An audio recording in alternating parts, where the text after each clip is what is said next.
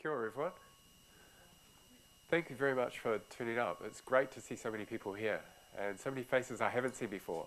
So it's really quite exciting. In fact, this is the first What If Wednesday seminar I've ever been to. And I'm really encouraged by the turnout and also, obviously, the different types of people, community people here. So thank you for coming. I've got some housekeeping before I get into the talk. I've been given some words to say, in fact, around this series. It says, welcome to the University of Canterbury's 2003 What If Wednesdays lecture series. The lectures are free, but we ask you to register online for each one. If you have not done so, when you register online, you will get regular emails about UC events that were advertised in the following weeks to come. And I hope you enjoyed the evening's lecture. Now, there's emergency procedures. We're all in Christchurch, so we're obviously well versed with emergency procedures. But in the event of an emergency, we are to assemble outside the building on the Clyde Road car park, which is to the east of this down Arts Road. So I'm hoping other people know where that is, because I'll be following you. I'm on my bike, so I'm actually out of here.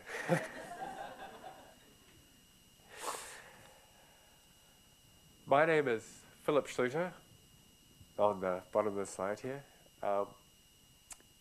And I've been here about 2 months. But I was actually here 20 years ago. And I was a student here. I did my undergraduate degree here and my postgraduate degree here. And I have to say, I had a really wonderful time coming to this institution, studying here and being involved in the community, which is I'm witnessing at the moment, was a student community, but also the community around. And that was part of the motivation for me to take up this new position here in the School of the Health Sciences, which is also a new school within this university. And in this school, we are hoping to engage in community-based health and think around that sort of idea of health as opposed to just a clinical model. So hopefully we complement the work that we do in the University of Otago. I've actually come from the University of Otago, and I have many good contacts there, so I see that the synergies that we have between the universities will benefit both this university and our community. But I hadn't really intended to talk about that. I'd intended to talk about health statistics. And this is another curious thing, to see so many people turn out to a talk that's got statistics in it, so I commend you for doing that. I did a PhD in statistics, and that's not usually a great place to start off a conversation with people. It was a theoretical PhD, and also that is not a great place to start talking about people, but what it allowed me to do was to actually bring to health a set of skills and expertise that I think can be very beneficial methodologically in understanding problems, characterizing problems, and helping solve problems. And so I guess that's been my contribution over the last few years. It also has given me a privileged position in working with lots of different researchers from around the world, within New Zealand, Australia, and around the world, in lots of different teams, both helping them, talking to them, participating in research, and also sitting on editorial boards and review committees. So I see a whole bunch of research. As I said, it's a really privileged position to be. But in that, you actually see some of the stuff that perhaps isn't so good. And I guess this is the genesis of my talk, because I think most people, most health professional researchers are fairly localized and consolidated in the research they get to see. That's a simplification. I think, anyway, through my my training and my expertise, that I actually get to see a whole palette of different types of things. What I was going to start this lecture off, and I only changed this a couple of hours ago, I was going to give you a nice little history of statistics and give you some of the important developments over years and some of the ways that we've thought about statistics and defined it in the past. But then I thought I'd just cut straight to the chase. Because I think this is kind of the perception that many people have of statistics. And I'm sure you've all heard that top quote. there are three types of lies, damn lies, statistics. And Mark Twain also said, quite the cad, first get your facts, then you can distort them at your leisure. Facts are stubborn, but statistics are more pliable. And I guess that's actually what I'm going to be talking about today. Are they really that pliable? Well, I think there is a perception that they are. Certainly, some people believe that they are. And through this thinking, it's probably disingenuous to the subject that they're studying, but also to themselves in their professional career. What I want to do in this talk, in the 60 minutes I have available, is to actually go through, talk about some of these, and give you some exemplars of where people have got into these muddy waters, perhaps. And I want to couch it within, I guess, the whole idea of scientific dishonesty, which we don't talk about as scientists as much as we might. What I want to do, though, is to tell you about where modern science is. And again, it's pretty hard to do on slide. But I've reduced it to its most simple form. And it is, I think, can be characterized, well, in just a few sentences. It builds and organizes knowledge in the form of logical, testable explanations and predictions. That's what we try and do in science. The empirical evidence, well, this is the subjective thing of science, isn't it? It's so-called objective, and we could argue that to the cows come home, because I don't actually believe that. But that's what science kind of puts out there for a lot of people. It's subjective. It's quantifiable, and we can use the standard methodologies to get information or data or evidence that we need to support or test these hypotheses. And we analyze them using these standard statistical tests, although there's no such thing as standard, and that's why I've got them in quotes, because actually if you travel across disciplines, you'll see that standard for psychologists is not standard for health professionals. And this is the rub. This is where we're getting to. It's subject to random variation. It requires replication in science. We have to do experiments several times again. We unfortunately don't get equivocal, definitive experiments that you can in other fields. When we're looking at health, we're dealing with people, and people are variable things. And the instruments that we try and get information from people are not always accurate and contain all sorts of tricky errors and biases. But this whole, I guess, scientific paradigm that we have, that I've outlined here, framing within the, I don't know if I've come across this term, but evidence-based practice or evidence medicine has had great appeal because we can make these so-called objective decisions in terms of clinical decision-making, and it kind of removes that personal liability associated with clinicians can stand behind. Again, I'm being a bit simplistic, a bit provocative, but that's kind of where we are at the moment. I think this kind of epoch of evidence that we're moving in is, the pendulum has probably swung too far. I think it's going to swim back in a few years. I think it's a matter of time, but we'll see. I love this slide because I love the association with him. But, you know, he's a physicist. And as I said, with human populations, we do something slightly different. But it has to be said, when you look at the most recent physical or important physics discovery, you know, the Higgs boson, the God particle, the stochastic processes that went in actually establishing that was all statistics.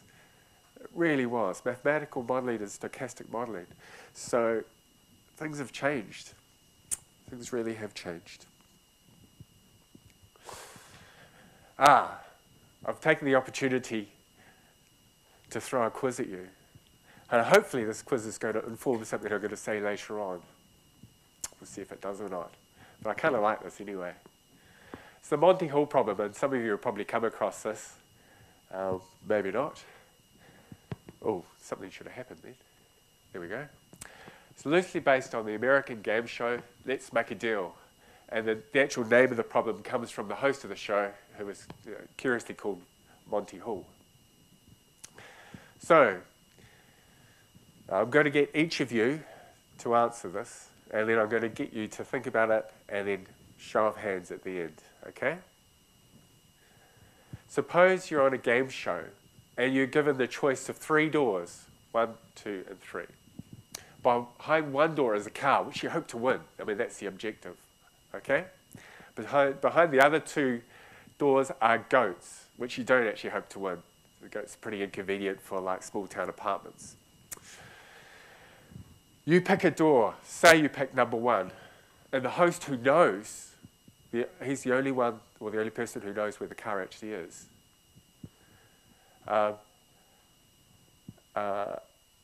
So you pick a door, then the host opens another door. So you've picked 1 here, just say. He picks 3, which behind it is a goat. Then he says to you, do you want to pick door number 2? So you've picked 1, he's opened 3, behind it was a goat. He asks you, do you want to pick door number 2? Is it your advantage to switch doors? Yes and no's. This is what I like to hear. Yes and no's. Can anyone tell me why the yes works?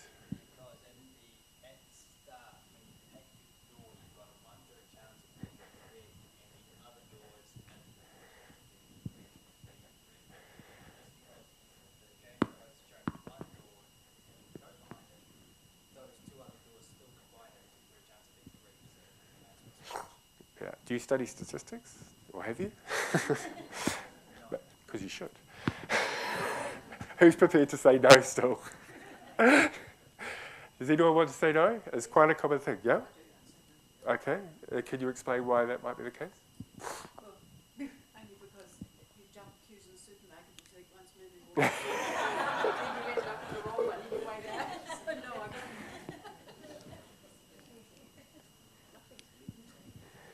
You're trying to second guess the host. Back to personalities. Right, right. So can I have a show of hands then? Just to humour me a little bit more. Who's prepared to say yes? What, yes to change or yes to make? Sorry, yes to... Is it your advantage to switch your choice, so to choose? Yes? And no. Overwhelming no's. Wow. Yes and no.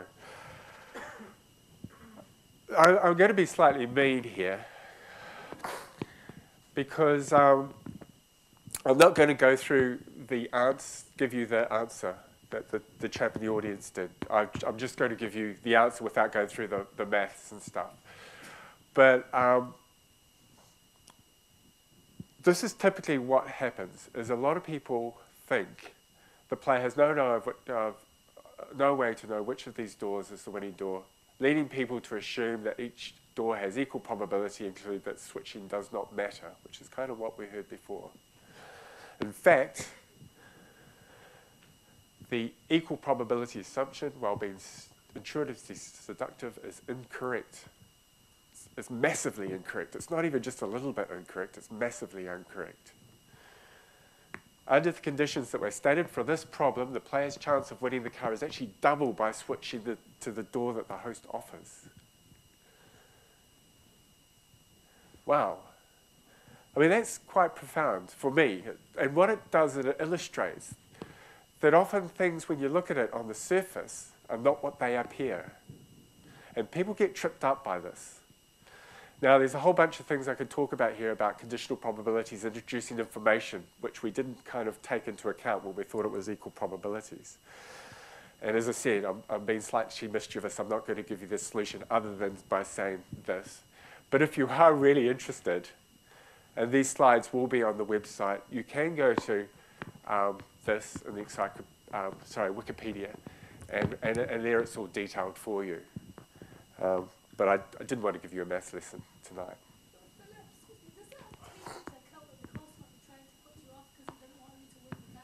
No, this is purely based on the design and the probabilities associated. No, he's not behaving mischievously in any way. It's purely as a problem has been characterized. Hello? Yes, which is also a really good book to read that I've read. Yeah, I think the Wikipedia one's probably more accessible for most people, but the Curious Instance worth reading. Oh yes, so this stat stuff can be a bit tricky. Now this is the rub, is that when we look at scientific misconduct, well, one of the interesting things is if you look to the definition of it, there is no standard definition of what scientific misconduct is. And if you look to see what different countries have, they've all got quite different wordings.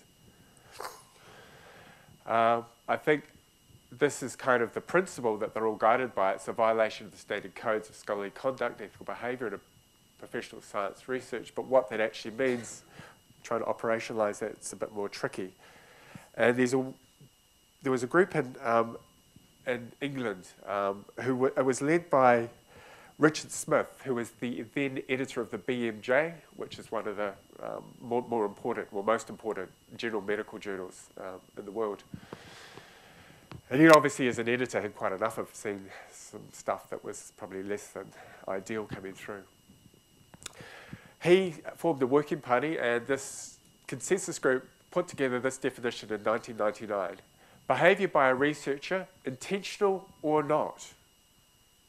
Okay? Intentional or not.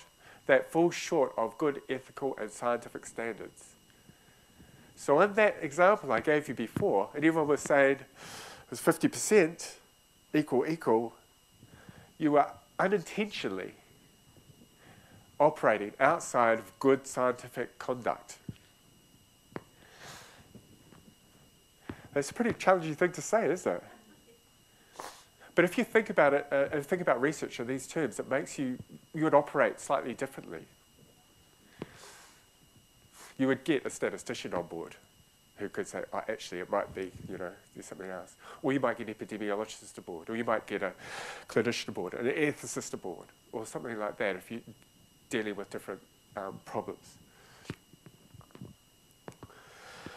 Now, the consequence of scientific misconduct can be damaging to both the perpetrators and the individual exposures to, and that's what I want to show you in the next couple of slides. But before I want to do, we've got this kind of continuum of what scientific misconduct is. Deliberate, fraud, cheating, misconduct. That's kind of the stuff that we think about.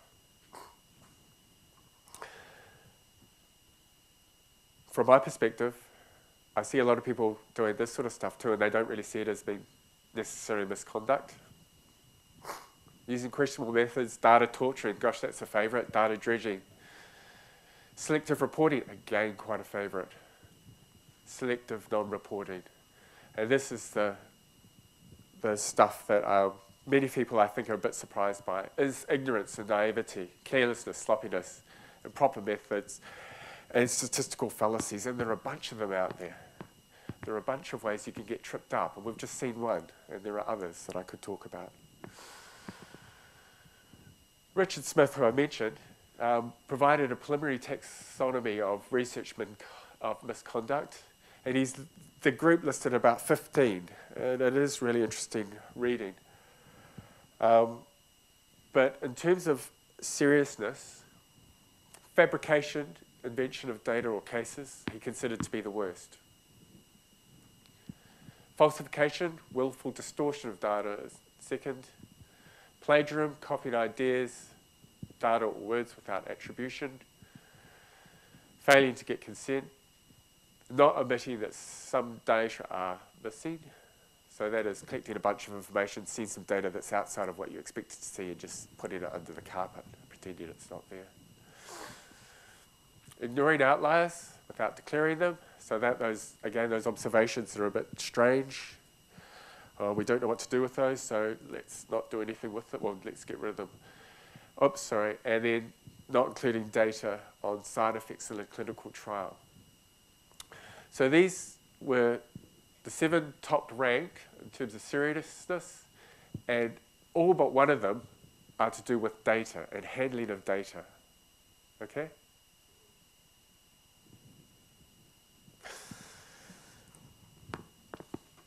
I don't know, or I don't think many researchers would realise that or appreciate that or think about it in those terms.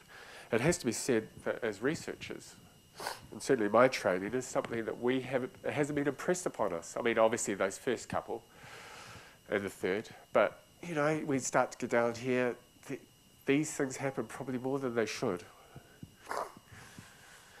Misconduct is not new. And this is a much cited example. George Meadow, the father of genetics, Austrian monk, between 1856 and 1863, he cultivated 28,000 pea plants, and based on that work, in 1866 is where we discovered and thought about Mendelian genetics. Okay? Really important work, really celebrated.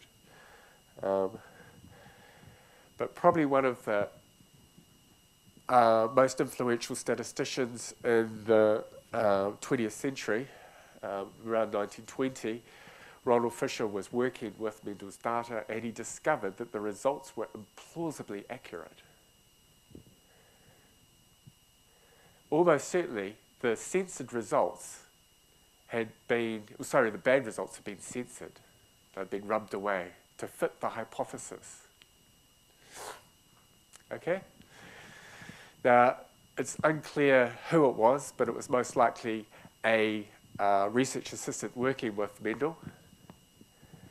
And unfortunately, in this case, there was no harm, but it's kind of interesting that the results had been kind of manufactured or changed so they would fit the result that they wanted, or that Mendel wanted.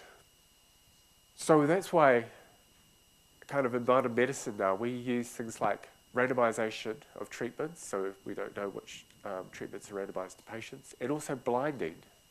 So we don't know when we're assessing the patients, blinding to the patient, and also where we can, but also the assessors, what treatment, so that we can't manipulate and manufacture the results that we want.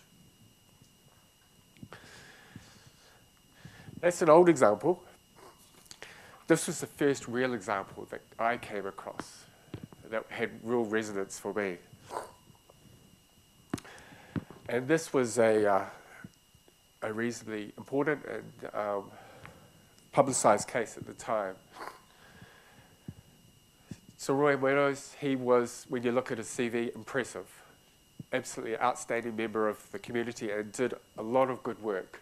Oxford educated, prominent professor in paediatrics. He was indeed the former president of the Royal College of Paediatrics.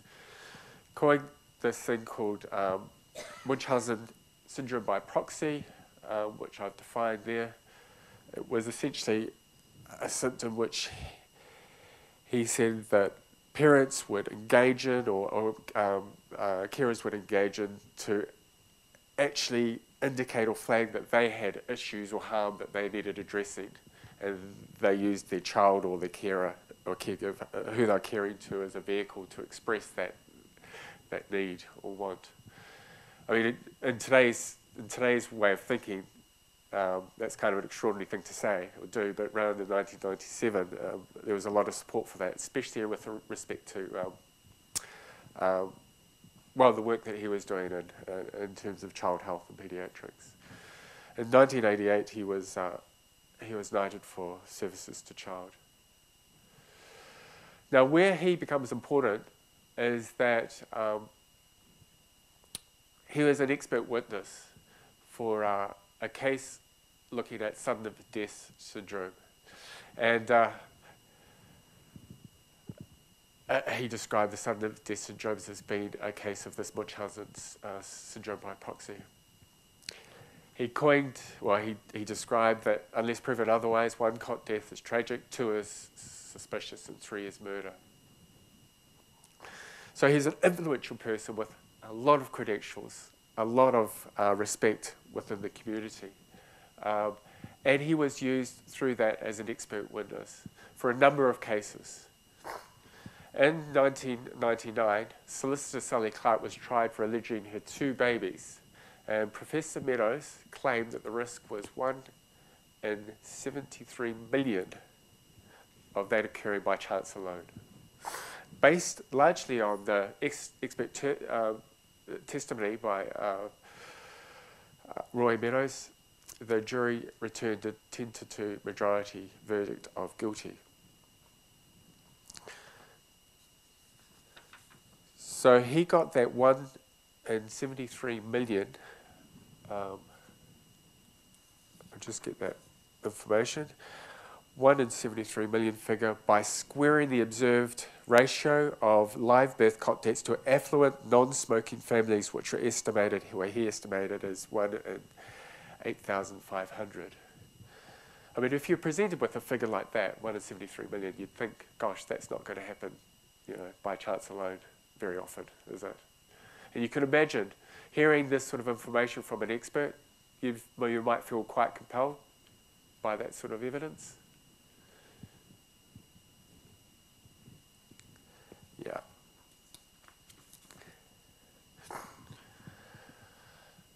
What is SIDS? I'm just going to go into a slight aside. The reason I want to do this is because SIDS was a really important thing in Canterbury. And in fact, it was during the 80s and 90s, it was at such a poor level that, and we didn't know the epidemiology, we didn't know the risk factors, that the Canterbury people established this thing called a Cot Death Research Fellowship. And that was through the Red Nose Day, people donated money. And I was privileged to be one of the recipients of that. And this is why I got really interested in the SID stuff. Sudden infant and unexpected death of an infant under 1, that's the definition, with the onset of a lethal episode apparently occurring during sleep that remains unexplained after thorough investigation, including performance of a complete autopsy and review of the circumstances of the death and clinical history, is the current definition of sudden infant death syndrome. Used to be cot death, but the reason we moved away from cot death is because SIDS can occur outside of the cot. It often does. And they were the SIDS rates when we were raising those red noses, or selling the red noses to raise money, I should say. A rate of around 2 per 1,000 live births. It's absolutely extraordinary. Virtually everyone in Canterbury, I think, knew someone or knew of someone that had a cot death. It really was. And yet the information at that time in terms of preventing cot death was just completely unknown. Health professionals didn't know what to do to tell parents. And I have to say, I've been to many conferences over my academic career, but the most amazing conference I went to was a conference organised by SIDS parents, and I had the privilege of speaking to that. And that was one of the most moving things.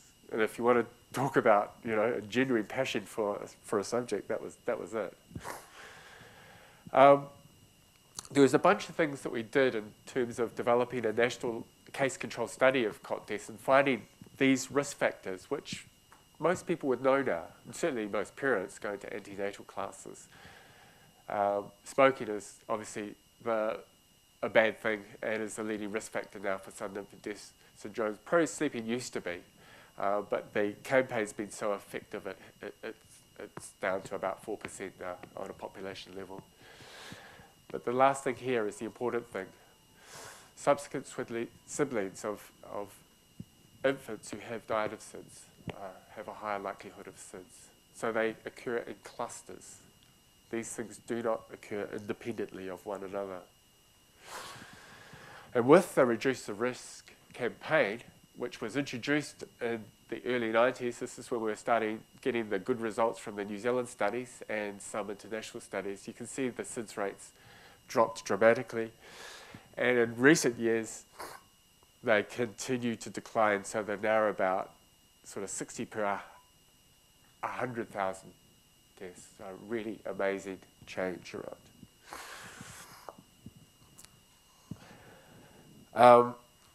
And just bear with me for this last. The annual New Zealand SIDS toll sits at around 60 a year.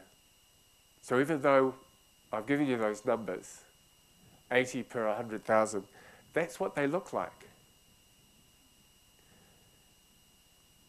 These are each of these babies are SIDS babies, so they have died of SIDS, and they're on a an international website with little stories, and we're allowed to use this information as researchers. It's pretty powerful stuff, and you hear stories about them. So that's what the face of our annual toll of SIDS look like in New Zealand at the moment. Okay, back to Roy Meadows. He got it wrong. The assumptions that he used, just like picking their goat or their car, he estimated one chance in 73 million that two SIDS would occur in that family. The Royal Statistical Society, along with the new epidemiological information that was coming out from around the world, including New Zealand, put it together and calculated the risk, not of 1 in 73 million, but 1 in 77. It was interesting in the court case with Sally Clark that not once was the figure of 1 in 73 million challenged. Not once. There were challenges with respect to the medical and the environment. Nobody challenged the statistics behind it, and yet it had such a persuasive bearing on the outcome of the case. You know, if Roy Meadows had been talking about the structure of a building which had collapsed, everyone would say, well, where's your structural engineer? Where's your engineer looking at that? But no one was prepared, or no one challenged him, no one thought to challenge him about this, and yet he got it so wrong and it had such dire consequences. In 2003, Sally Clark's conviction was overturned. There's a whole thing, a whole litany falls out from this. 2003, the Munchausen syndrome by proxy is denounced. Other cases, and so Patel, who had 3 SIDS deaths, Kenny with 2, those cases using Professor Meadows' expert testimony were overturned. There was an announcement of a travesty of justice in 2004. More cases followed. It sparked the largest judicial review in England. 2005, he was found guilty of serious misconduct and struck off the medical research despite his illustrious career. And later, the law was changed so people could not be convicted on expert testimony alone. For the human cost, Sally Clark spent 3 years in jail. She never recovered from the experience and developed a number of serious psychiatric problems. Prior to this, she was a successful lawyer. And she suffered from serious alcohol dependency and suicided in 2007. So here, Professor Meadows' statistical failure affected only a handful of people. Those people that were put to court, they were in prison. But, you know, that statistical failure had dramatic bearing on this family and the others as well. What I want to do now is give you an example of where bad science can cost society and affect thousands of people.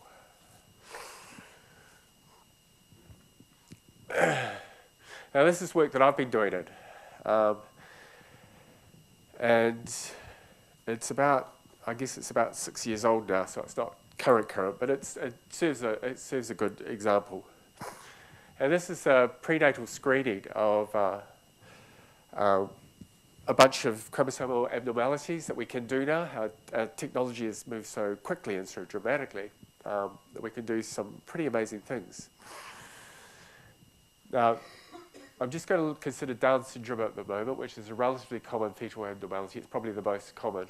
And it has a profound long-term consequence for parents, siblings, extended family. You know, Down syndrome is, you know, like many conditions, it has a spectrum effect, so some Downs are profoundly affected and some are less so. Increasingly, the failure to identify Downs through prenatal screening and associated blood tests can have serious professional and legal consequences for the screeners. And there's a bunch of literature around this. So these are parents that have had this screening and then gone on to have a child that has Downs or whatever they've been screened for. And these people are, in the legal literature, are called a wrongful life, which is, God, what a loaded term that is. but that's how these infants are described in legal terms. Now, most pregnancies, so this is the work I did in Australia, most pregnancies now have sonographic screening and in more recent years, biochemistry as well. And if indications are found that they potentially might have a Down syndrome, then invasive tests follow. And these are the common ones.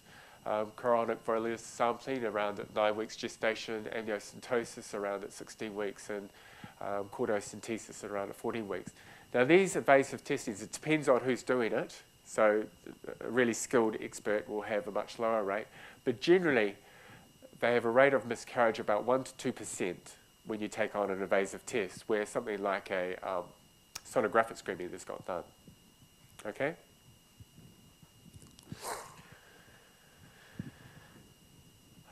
Technology is rapidly advancing, so clinicians have been have availability to these amazing machines. But behind the machines, to calculate risk, are statistical models. And those statistical models haven't really been keeping up, which is kind of where I've been interested in it and trying to contribute as much as I can. Most of the research with the machines around these models investigate high-risk pregnancies and then extrapolate them to general populations. So the models are fraught with potential biases, and some of them are really significant. And as I've pointed to, some of the most authoritative research publications use really simplistic methods, and things like likelihood ratios based on isolated findings and crude likelihood ratios, which are pretty average. So this guy here, Nicolaides, is one of the leading researchers around in sonography at the moment in the world. He's a prolific publisher and a really robust thinker, a sharp mind. But some of the methods that he employed to do the analysis have been, as I said, probably less than contemporary. So what he does is he's got these people that I've talked about, these women, and look to see which marker is indicated. By indicated, that's over some sort of threshold as being maybe predictive of Down syndrome. And he's got a bunch of markers there. He gets a whole bunch of population that are indicated in just one of those and none of these other ones. And then he works out the increased rate of Down syndrome for that, if they have that marker or if they don't. And that's what all these numbers here come from. So they're done all independently, looking at one thing at a time in these people, and he gets these kind of numbers. So based at the start, before you start the screen, you have a baseline rate of likelihood of Down syndrome, depends on your age of gestation, typically very small. But then if you're indicated by this and this, you'd increase those risks or those odds by 53%. Well, 53 times, and say 7 times if you're indicated by those two. So what we did in Australia is we did a large population study where we got 23,000 pregnancies, which is a huge number. Most of them, of course, were non-Downs. We had 100 that were Downs. These were the final that we included in our analyses. And what we did is when we looked at these crude values that Nicolaides had, and we did them for our Brisbane group or our Australian group, these numbers were very similar. You're just using the same crude method, except for this aneuploidy anomaly, which occurs very regularly. So there's a lot of uncertainty around those numbers. But using more contemporary methods, where we actually think about, well, these things actually do occur in tandem, or maybe 3 or 4 of them, and that they do interact together, and include that in just a model that thinks about that, combining them all, we derive these ratios. And what I want to show you is that they are quite different from the crude. And you can see that they're all much, much smaller. Except for that one, which I said was kind of an anomaly. Look at that, the variability associated with that. The other thing was that there is interactions between them as well, that they operate in quite complicated ways, which were completely ignored. So what does that mean? Well, just so that I can so you can make sense of that last slide, here's a woman that was published in one of his papers when he was outlining how you would use his method. So it's a 25-year-old woman who presents at 20 weeks gestation. She's indicated for echogenic intracranial function and renal pelvic dilation, but not for any of the other things. Banging at his numbers, he can calculate her Down's risk is 1 in 119. And the recommendation from the clinician, if that's what came out, would be an immediate invasive test, would be the recommendation that the clinician gave to the patient.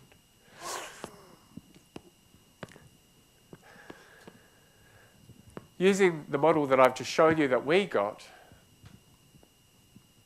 the risk was 1 in 462, almost 4 times lower.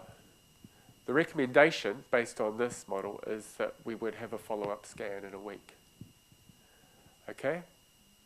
We're putting the problem back into the parents' hands, as we always do. Well, they always do with these risks. So the parents then have to go away and think about these risks and then decide what are they going to do. Are they going to go in and explore this further? Are they going to have another scan, even though they've been recommended to have this invasive test? Or are they going to take the invasive test, or are they just not going to do anything about it? And remember, these things are now being done on a population level. It's not just for high-risk populations. They've been rolled out on a big population level.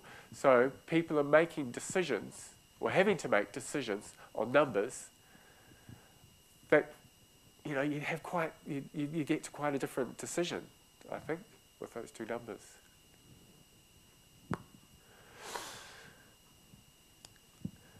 So the invasive tests carry, as I said, a 1 to 2% miscarriage rate using amniocentesis. And so unnecessary invasive procedures are going to lead to loss of life. Now, I've just done a quick back-of-the-envelope calculation for you. In 2010, there were nearly 300,000 births registered in Australia. 50% had ultrasounds then. And the false positive rate, so that's the rate when the equations we use get it wrong. That false positive rate was about 5%, which equates to about 7,500 pregnancies.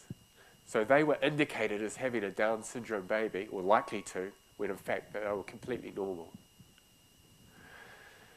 Around 75%, based on the information that we have, will go on to have an invasive test based on that information.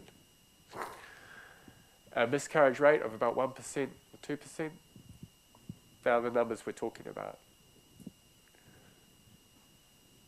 So between 56 and 112 normal babies a year are dying through potentially, I'm not saying it will be eliminated because the new calculation will have a false positive rate, but so this is probably a slight exaggeration, but what I'm trying to emphasize is that getting the equations wrong can have a profound implication that goes on to lead to unnecessary loss of life. So we published that in the leading journal of obstetrics and gynecology in 2005, and as you can imagine, we had some robust debate from various people around that sort of topic. But it was a good debate because it made people start thinking about it and questioning it. And the interesting thing is I still get a lot of people from around the world contact me about this paper and get advice or debate or disagree or whatever we do as academics. So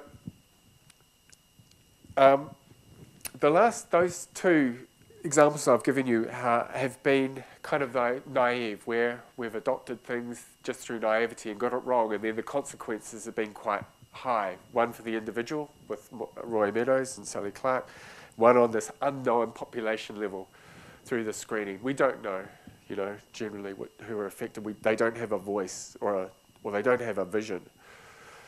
They don't have a face, that's what I meant to say. But let's now move into even the thornier issue of deliberate fraud. And this is quite a difficult thing, as you can imagine, to get any sort of solid information on, because it turns out the scientists aren't really prepared to put up their hand all the time and say, oh, look, I did smudge that data. Oh, it's okay, though. No one got hurt. But what I was able to do was to just do a survey of see what was around. And there was a really interesting paper in the BMJ that was published just recently. And it looked at articles that are retracted from journals. And they were able to get information on 2,050 articles indexed by PubMed, which is the kind of one of the big scientific libraries of journals around the world. And they wrote to the editors of those journals and found out that 21% of the retractions were due to error, but 67% were attributable misconduct, including fraud, suspected fraud, duplicate publications, and plagiarism. The other thing that they noted in this quite recent article was the number of scientific articles retracted because of fraud had increased tenfold since 1975. So it's a thing that's growing, or at least in the eyes of these people. What I want to do is just to, and this is in the public domain, so I'm not going to get in any way any problems talking about this guy, because there's a bunch that we don't talk about that aren't in the public domain. But it's Eric Pullman at the universities of Vermont, Maryland, and Montreal, and he built a huge reputation. He was one of the leading authorities on metabolic change that comes with aging, particularly during menopause, which you can imagine is a very important topic at the moment. He was also one of the leading experts looking at genetics of obesity, the impact of exercise, and he had a major research platform looking at hormone replacement therapy. And it was through him he guided, along with others, colleagues, but he guided the a lot of policy in America around hormone therapy treatment provision. He fabricated data for over a decade and was found guilty of misconduct in 2005. And here is what it looked like. I really love the detail that people went through to go through. One here is a spreadsheet of information with all the subjects, and he conducted a bunch of things. He reversed values. So these are like before and after. And if you want something to go down and they go up, well, it's a good thing to do, isn't it? If you just reverse them, because then it will go down. That will fit your hypothesis quite nicely. So I engaged in quite a bit of that. He made up quite a lot of data. You know, when you're conducting research experience, it's really hard to often get people to come back in a longitudinal study or in a repeated measure study. And he clearly just made up a lot of information around that. It's falsified information. Here's another one of his spreadsheets. Remember these were reverse data? He reversed about 80% of the information, then made up a bunch. This all came to light when he, as I said, he'd been doing it for years, and one of his lab technicians got access to one of his original databases before it was adulterated, and he was working through it, and then presented it back to Eric, and then Eric said, "Oh no, that data set was an error," and then presented with a new one with the altered database, and then asked him to work through that. But through the guy's experience, both looking at the patients that he was dealing with and with the data, he became suspicious of that.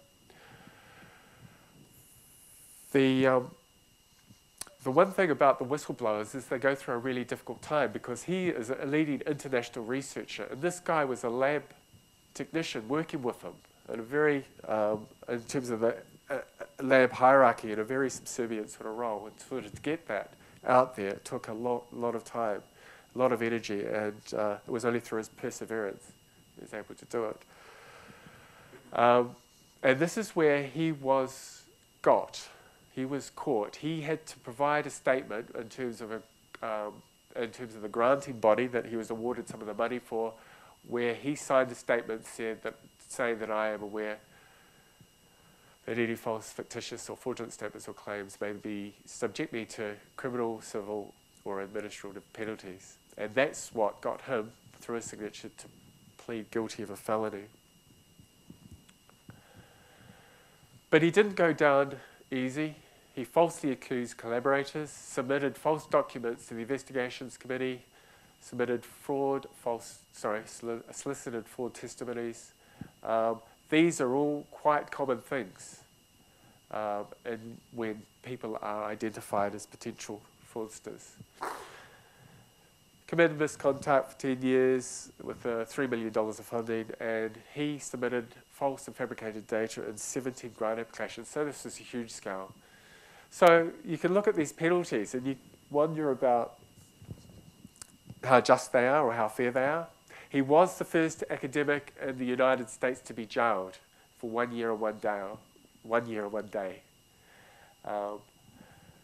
So I guess that certainly for Eric was a massive thing. But when you look at the scale of things, these are obviously fairly significant. But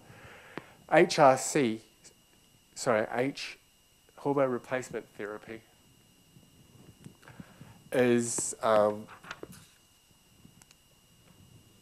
it was huge. It's estimated that at least 20 million women in developed countries were using hormone replacement therapy through the advocacy of someone like Eric. And it's been demonstrated to increase the risk of a number of conditions, including breast cancer, coronary heart disease, and cancer of the uterus and ovaries. So his conduct exposed a huge number of women to unnecessary risks in their health and even their deaths. But again, we don't know, we don't have a face for that. But he did that for his own kind of personal gains. Closer to home, there are actually a number of Australians, and I've just put a few up here. And what I tried to do in putting up a few was show that they came from very reputable organisations and people very celebrated on Australian order. University of New South Wales, probably one of the best universities in the country, Monash University at this current time. And I also put what happened to them. This guy here, the psychiatrist in PVC at Monash University, plagiarised his valedictory address, which I thought was an incredible thing to do for a PVC at a university at this current time. And interesting that it was reported in Nature, and you can imagine there was quite a lot of discussion around the appropriateness of that or the silliness of that. And interestingly, he raised a PVC at Monash University. So there was no sanction or no... So we speak to this misconduct, but we don't really act in, I think, sometimes ways that are appropriate for that level of conduct. Yeah?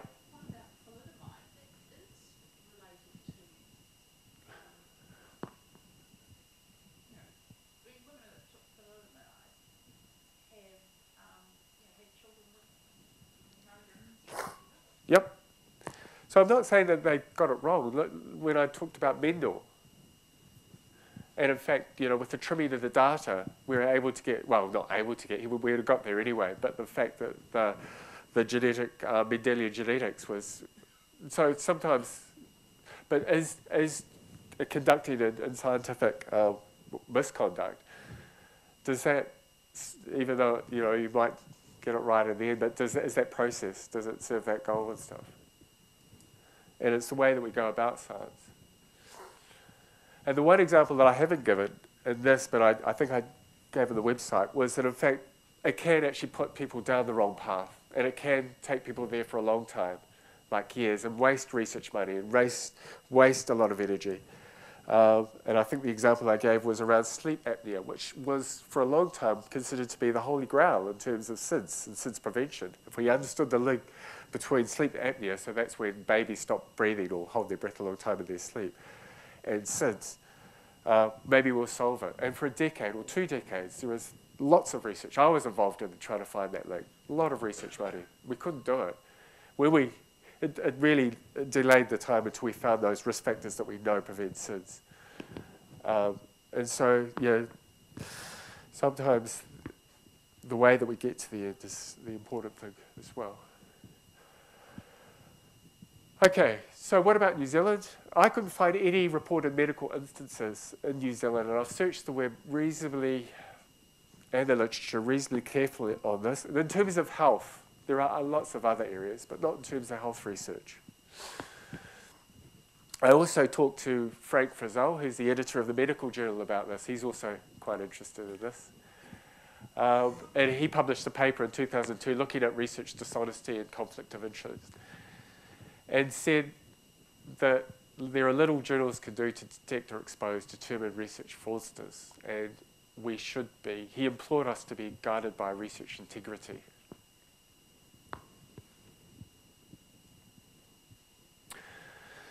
But do scientists behave differently from other professions? I was interviewed recently on Talk ZB, and the reporter just said to me, are scientists really that precious? Are we that precious? Are we that different? New Zealand is perceived to have one of the lowest rates of corruption, but it suffered more than $72 million worth of fraud in the first 6 months of 2010. And that's the tip of the iceberg, says one forensic expert. In 2011, PricewaterhouseCoopers found that New Zealand is ranked 4th out of 87 countries as one of the most likely to experience fraud. Slightly better than Britain, but worse than Australia and the United States. So are we operating in science without any of this misconduct in other areas that we are? I think it's unlikely. I really do. So what's the motivation for this misconduct? Science is a really strongly career-driven discipline. It really is. And the way that you move through science and do well in science is by promotion through publications and scientific papers and talks and being able to secure research funds. It's a massive pressure to do that. And if you look at most research applications, they ask you to list your record, where you've been, and the strength of the research team is always considered. So there's a major drive to really to get these publications and research grants. We're not taught good practice. We're not taught, I guess, any sort of code around this or compass around discipline. Certainly I was never taught. Perhaps students are of today. But it was kind of almost like assumed that there would be a moral code associated to science. In fact, sometimes people are taught opposite. And I've seen situations through my experience of those 20 years that I've talked about where people are taught to not care about things, to sweep things under the carpet or to remove things, and it's all okay. There's also the ease of fabrication. Results are often difficult to reproduce, so you can get away with it. You know, those data I said, that we don't get these definitive, equivocal experiments in health. So it's quite easy to take out information and people won't really be the wiser. It's very, very easy to do. The system works on trust. We don't have any scientific police that are taught to fight scientific crimes.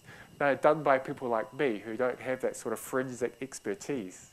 So there's a lot of good faith in there. But what I want to do, it's been a bit of a gloomy talk up to now. I want to put it in perspective a little bit. PubMed, so that's that big global database I was telling you about that collects a lot of information in health and research. Sorry, health and medicine. And it comprises of more than 22 million citations. So people like me have been busy.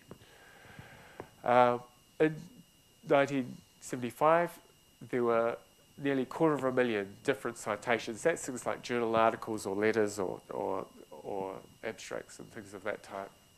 In 2012, there's over 1 million. So that's 4 times greater than 1975.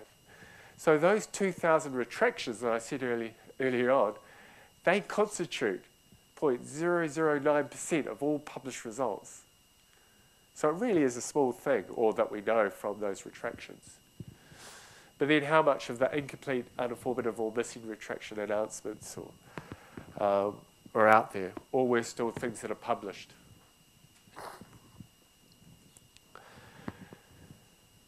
What was done in 2010 by these guys is they talked, so they took 4 leading journals in health, Journal of the American Medical Association, the Canadian Medical Association Journal, the British Medical Journal, and Lancet, 4 major journals, and they wrote to a random bunch of senior authors on papers that had been published in them, and they asked them in an anonymous survey how many had been engaged or had engaged in terms of the research team with fraudulent data or had used fraudulent data.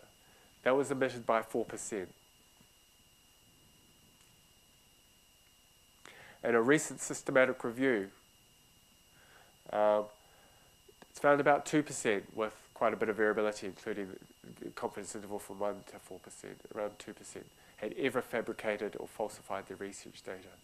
So what that tells me is when you're doing this anonymously, and we can talk about the methodology and stuff around that, but it's looking likely that many papers with fraudulent data are published undetected. So these are the fraudulent ones. I shudder to think how many are published that are unscientific just through ignorance. I suspect it's a lot more than that. And if I'm going to be really candid, one of the first papers I published was flawed. It had there's a thing called regression to the mean. I didn't know about it then. And I'm rather ashamed to say it's out there. Fortunately, it didn't cost anything or anyone.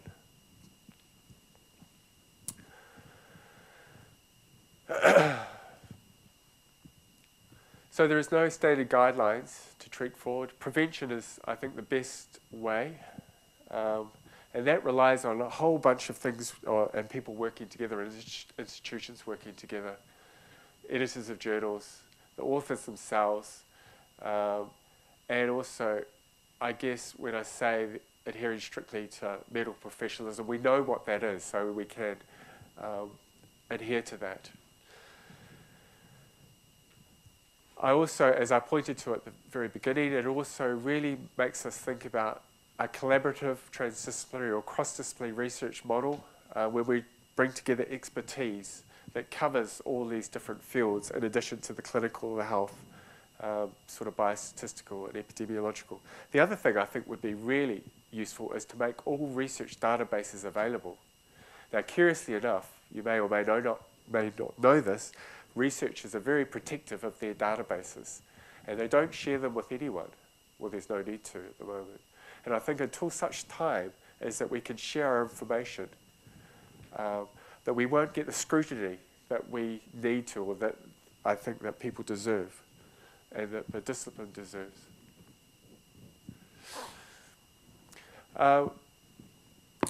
I'm mindful that I've run probably over time, or I'm getting okay there, but Richard Smith, he's the guy I said, the past year editor of the BMJ, has also written a bunch of things that he would think a country might do to think about addressing fraud in a nice systematic way. And I won't go through that, but it's I think a useful starting point to have that conversation. So even Frank's not going to like me for this. Frank Frizzell, the guy, editor of the Medical Journal, when he talked about integrity, I don't think we can rely on integrity. There are too many things that compete. Most of us, I think most of us do behave with integrity, but the pressure and the temptation for some of us not to, or for some of us not to for some of the time, is pretty great sometimes, and it's pretty easy. So that we have to slay those beautiful hypotheses sometimes.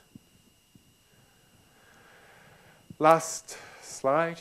I think research misconduct is a problem that we're not addressing. We're not addressing it in New Zealand very well at all. We're kind of digging our heads in the sand. I think the reliance on integrity is simply not enough. Most countries, we're not alone, haven't developed a coherent response to the problem. And I think we need to. Otherwise, isn't this what's going to happen? None of us want that to happen.